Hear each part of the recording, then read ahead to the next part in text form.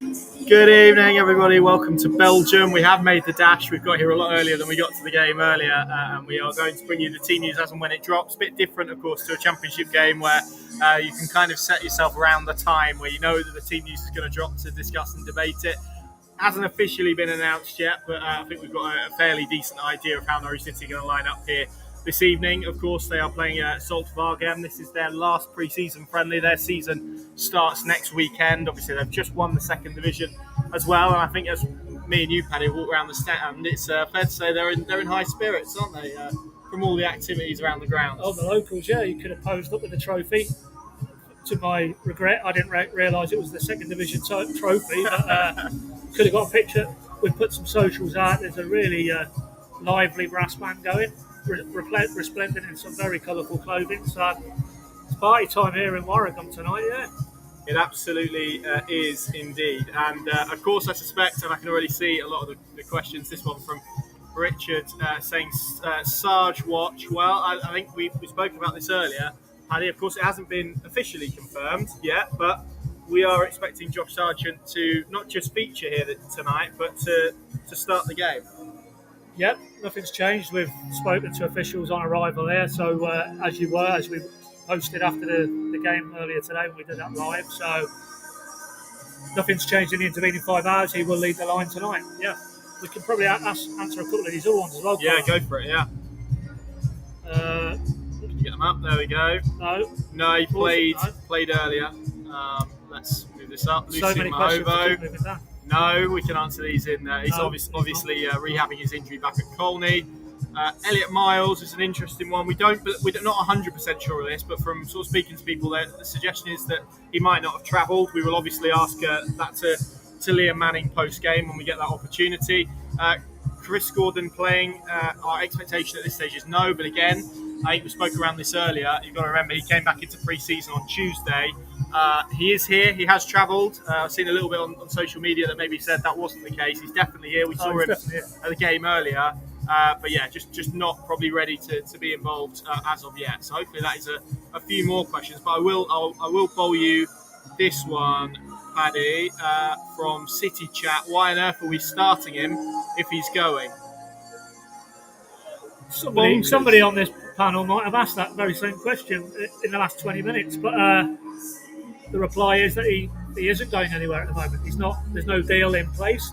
There's the outline of what seems to be an agreement. If you look at the noises coming out of Germany, we've been told that Wolfsburg have come back in recent days and are very close to hitting the numbers. But he's still a Norwich player, and until there's a deal agreed, I think evidently by him starting tonight, we expect the feeling is that he's still a Norwich player and they will do with him as they see fit. But I can see that point of view because it's one I raised myself. You've got, let's put a ballpark figure, £20 million asset. Don't want to talk anything up, but he has had his injury issues.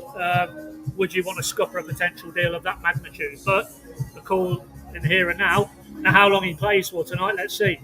But he is scheduled to play tonight, so take it from that there certainly isn't a deal at the stage where it's a case of him going and signing paperwork and having a medical.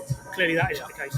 Yeah, exactly. And until that is the case, obviously he's a Norwich player. They need to get minutes in his legs, and he needs to have a pre-season campaign. So that's kind of the situation where it is. Of course, if he was to go off with any kind of injury here tonight, that would certainly add an element of intrigue. I would suggest probably not a good one from a Norwich City perspective when you've got let's say an overall package of £20+ million.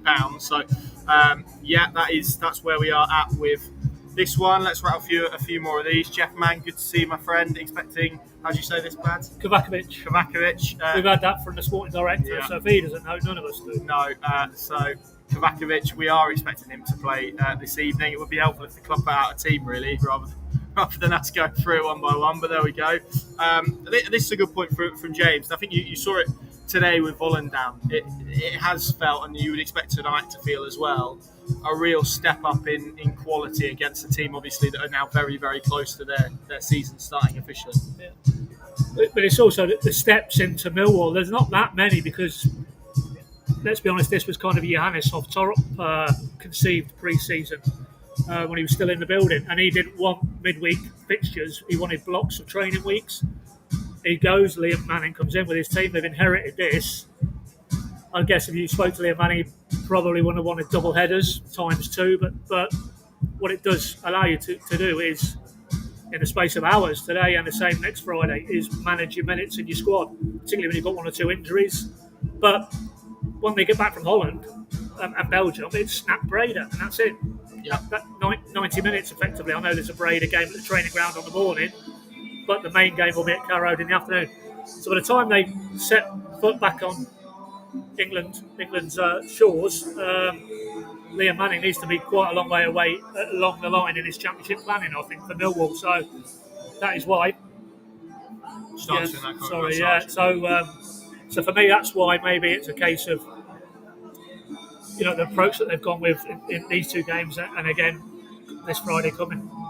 Yes, indeed. Still waiting for official confirmation from the club regarding team. I mean, we have got one, but again, it's a bit strange as to whether you read it out or not. I mean, if we paint the picture in front of us, you can see Norwich's goalkeepers warming up. I saw someone ask about Reyes. I can see Vicente Reyes over the other side of the pitch. Someone I haven't seen here, Paddy, is George Long. I haven't seen him in any of the footage at all. Can we answer this? I've seen him in some of the training footage, yeah. Over here? Yeah, so he has travelled. I think he came off against Northampton with a little bit. It wasn't really an injury. I think he just felt something in his hamstring, I would say.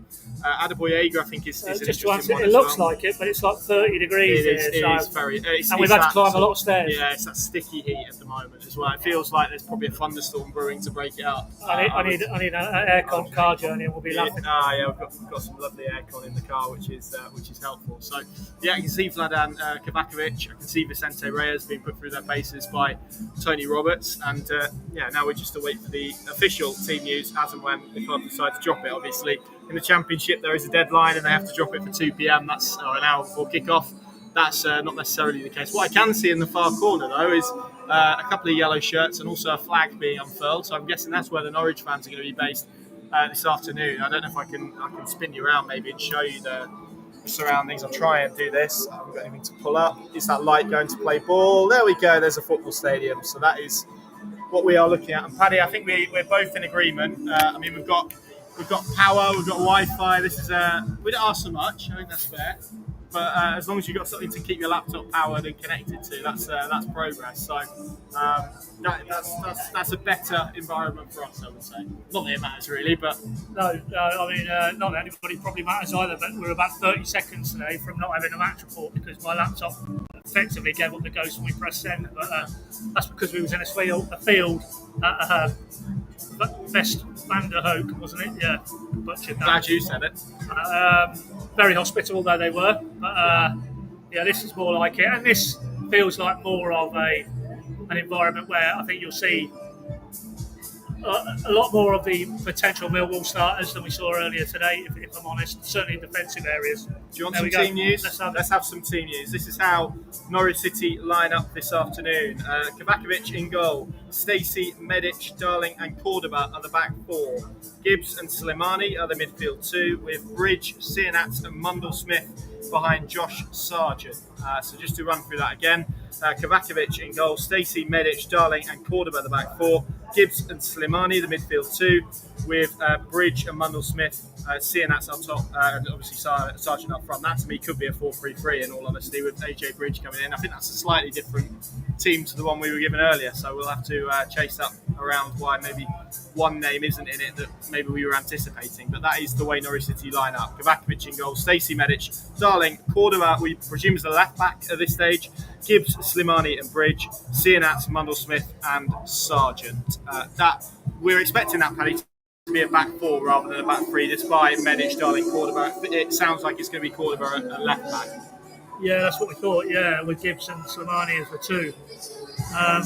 But you're right. I could see it being a 3-3. But as the Zulte players take their leave, there's not many here, is there, from the Zulte? And this is their final pre-season fixture. What time? I mean, they're all outside listening to the brass band, I think. But I mean, it holds. What did you say? We're going on a tangent. 14,000. Yeah. So it's not looking like it's going to be much more than maybe half full, 40% full. But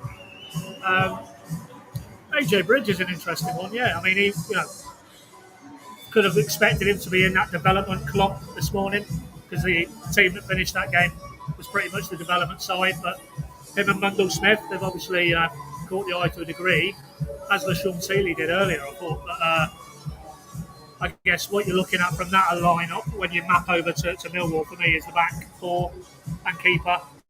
I mean, you could see that conceivably being the Millwall back four and keeper. Fisher coming into the equation maybe, but other than that, so that's what I'm looking for tonight is something akin to what starts to feel like a settled back four maybe. Certainly the two centre-backs and the keeper, because you would think the way they've gone about their business is somehow that is designed to be their 1, 2, 3 in those positions. So that for me would be the main takeaway tonight is another outing for Medic and Darling and how they look together. And obviously Kovacevic coming in tonight, how does he look? How comfortable does he feel in those surroundings? Beyond that, it still feels the central 2 and the 3 and the Sergeant, given the situation around him, that's a bit more fluid really. Of those, you're probably only talking Cernach, and you take Sargent out of the equation. Cernach would be the only one you think would be troubling the score for Millwall. So, again, maybe indicative of the mix and match approach we've got over the 2 games, really. He's certain parts of the team, he's gone maybe stronger this morning, but certainly defensively that feels the strongest they can go at the moment for me. Yeah, so a few players not involved, as some people have mentioned. We don't know the subs at this stage. They're not officially announced. We don't have them to hand at the moment. We'll try and find them out. And I think he was he sat behind us today? I've no idea. I thought he might have been sat behind us. Maybe. Yeah. So Matthew, just to answer this point, we don't have them at the moment. They haven't been announced by the club. We'll try and find them out. If we do, we will post them obviously in the relevant places. But as things stand, I'm looking at the omissions from just the starting 11. Adeboyega, Kenny McLean, Emmy Marcondes, Chris Garden, of course. Is there anyone else I'm missing? Fisher, of course, as well. So you said McLean? I did say McLean. So there's lots in that. Marcondes, as well. So a lot to catch up on with Liam post-match. Yeah, absolutely. Yeah. Well, I mean, we can tick through a few of those, and obviously Liam will elaborate further. But McLean stood out in the technical area last Saturday against Northampton. That ankle issue, I'm trying to paraphrase what Liam Manning said. Ankle irritation. He's been in and out in the early parts of pre-season. He is out here, but he's not, I don't think, from what we're led to believe, involved tonight. So you would think that's more assessment required with him. Liam will provide an update, I'm sure. Who else am I talking about? We've got... No Marcondes. Yeah, no Marcondes. Yeah, well, we'll have to bowl that at him because as far as we're aware, there's no injury. And without giving anything away, we thought he might be in the 11 today. Yes. That's how it was explained to us earlier on. Yes. So we'll see if they've done any work in between and he's felt something. But I'm trying to think who the other ones we've just missed off there. Callum Fisher. Well, I can see Emmy Marcondes. He's just emerged from the tunnel. As Josh Sargent has. He's definitely here. Yes, he's definitely here. Just trying to see a few of those. though. But again, it looks very similar to what we had this morning in terms of there's a senior group here and there's a younger group to supplement them as well. So quite a few young faces. I can see Valencia Gomez amongst the subs who recently signed his first pro deal. So that is the mix and match. I was trying to fill and failing spectacularly, but Chris Garden, we haven't mentioned him. No. We don't think he's involved in any shape or form tonight either. No. We'll bowl it at Liam after the game, but again, that's a player who only came back for pre-season last Tuesday. As we said earlier, these lads have had 2 weeks of work at Colney, then they had the Northampton game, then another week. So he's way behind on that schedule. It's not surprising to me he hasn't been involved in these 2 games. Whether with another week's work, we see him in the 2 games coming up on Friday. But we'll obviously ask Liam about that. So we don't expect him to be involved either tonight. Correct. Cordoba at left back. What are your thoughts on that? That's an interesting one, isn't it? To see him deployed. If it is a left back and it's not a free, we're kind of expecting it to be a back 4. Yeah. But as we said, we were expecting Emmy Marcondes to be in the team, and he's not. So it might have changed. But if that is a left back role, that's an interesting one given their current predicament in terms of Mahova. Obviously, Presene played his first game since March this morning, so they do feel light in that area. Yeah. Well, we know, they have looked, they have assessed what's out there in terms of the market. There was those links with Cresswell, Charlie Taylor as well. And if Mahovo isn't, as seemingly would appear to be the case, not going to be available for Millwall, and Crescenti's only just back. Today was his first game since March, since he damaged his ankle at Blackburn. Then you have to think creatively in terms of solutions for the players already here, and then also maybe looking at the window and what's out there. So naturally left-sided, there's areas of his game that clearly need work, but athletically, I mean, he's not going to get exposed by a player with pace because he's got pace himself. So I would see that within the broader canvas of they need to come up with some solutions for that left-back slot for the start of the season. But it would be interesting, we don't know, has he ever played there in his career at any point, at any level? But the fact he's a left-sided defender, he should be comfortable in that area of the defence. And as you say, if it shifts to a 3 and he's the left-hand side of a 3, that should come pretty naturally to him as well. So I can see why they've gone that route. But obviously with Fisher not available at the moment, it does leave them a little bit exposed in that area, doesn't it? Yeah, and I can't. I mean, they're over the far side of the pitch. My eyesight's not the best, but I can't see Callum Fisher at the moment. Obviously, if they come over to this near side, that would be useful, and we can give you a definitive answer. I think I did see Brandon Forbes. Yeah, so it would surprise me he wasn't involved this morning. Likewise, Ozcan. You'd expect both of those guys to be on the bench as well, a bit of a mix and match as well.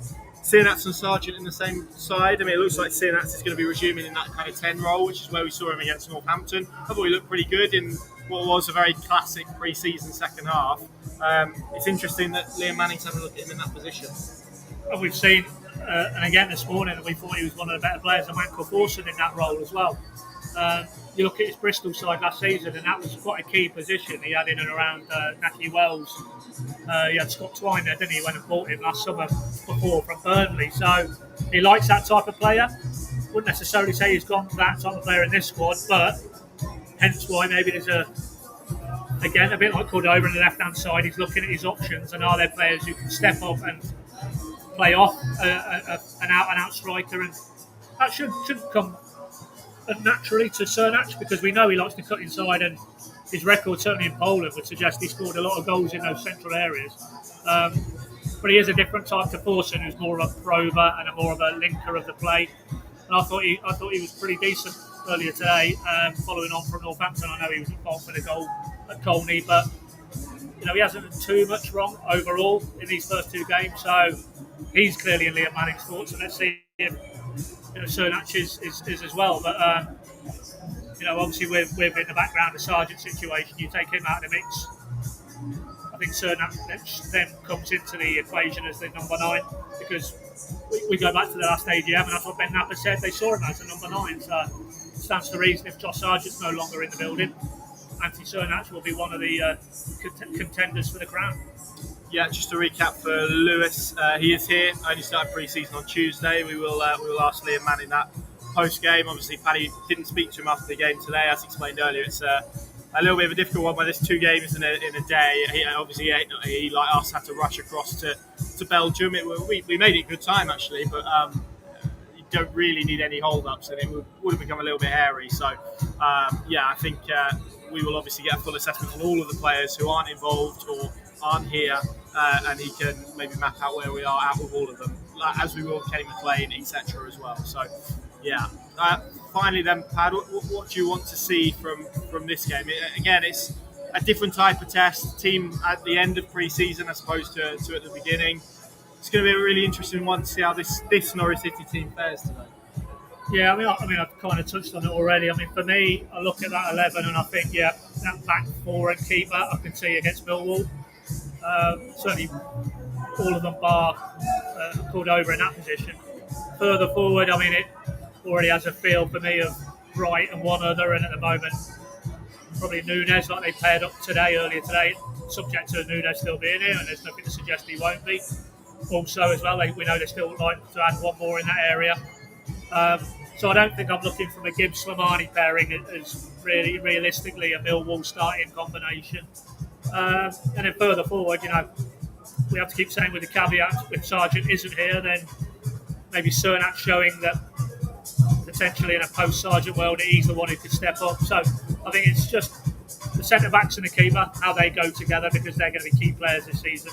And then something a little bit more from Cernach, because in very short order he might have to shoulder a lot more responsibility. Absolutely. That seems like a nice place to leave it. I will give Dubai Canary his wish, though I did spin it around earlier, but I'll show you the pitch again. You can see some of the warm-ups going on. Once the light sorts itself out, there we go. And that far corner there is where a few of the yellow shirts are pitched up. And you can see the Zulte Waregem players just doing their warm-up there. Norwich in the other half. Of course, the only player really that we've heard of is Yella Blossom, who was part of the Middlesbrough team who played at Wembley. So, that's worth bearing in mind as well. We'll have all the analysis, all the reaction, pinkin.com, the place to go. If you're not subscribed, we've got an offer on at the moment as well. Go and check that out, pinkin.com/subscribe for all the details. And I'll be on the live blog throughout the afternoon if you wish to join me there for some debate and analysis as the game is ongoing. Thank you very much for joining us, and we will see you again very soon.